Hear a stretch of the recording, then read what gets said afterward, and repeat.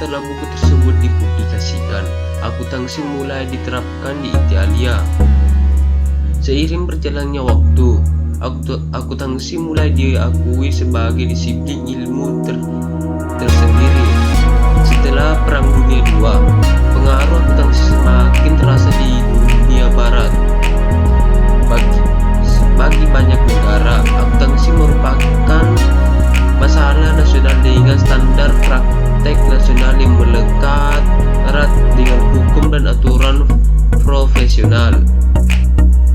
Dari sini, sistem ini pembukaan dan laporan keuangan dapat tersusun secara sistematik dan terpadu karena dapat menggambarkan laba, rugi, kekayaan, serta hak milik perusahaan. Selanjutnya, sistem akuntansi ini diberi nama sesuai dengan nama yang mengembangkan atau nama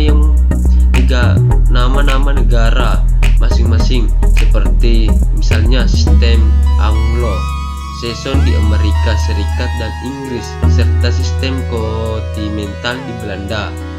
Saat ini, sistem akuntansi yang paling banyak digunakan adalah Anglo-Saxon, yang disebabkan karena Anglo-Saxon dapat mencatat berbagai macam transaksi secara lebih mudah. Di samping itu, sistem Anglo-Saxon melakukan pembukaan yang terdapat dalam satu bagian akuntansi, sedangkan sistem ini justru memisahkan antara pembukaan dengan akuntansi. Pada zaman penjajahan Belanda, perusahaan Indonesia menggunakan sistem kontinental atau tata buku yang digagaskan oleh Lucio Pacioli. Meskipun sama-sama berasal dari pembukaan berpasangan, tetapi akuntansi berbeda dengan tata buku. Setelah tahun 1600-an, akuntansi cara Amerika Anglo-Saxon mulai diperkenalkan di Indonesia. Seiring berjalannya waktu, akhirnya sistem pembukaan di Indonesia pun berganti dari kontinental menjadi Anglo-Saxon. Pada tahun 1957, peristiwa kontinental Irian Barat melibatkan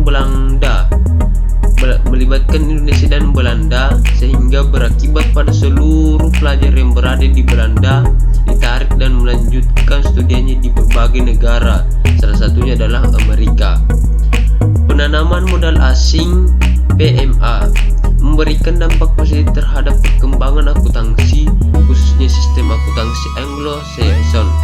Pada perkembangan berikutnya, akuntansi Indonesia merupakan pedoman standar akuntansi keuangan (PSAK) sebagai upaya meningkatkan transaksi laporan keuangan dan meningkatkan kualitas laporan keuangan di Indonesia.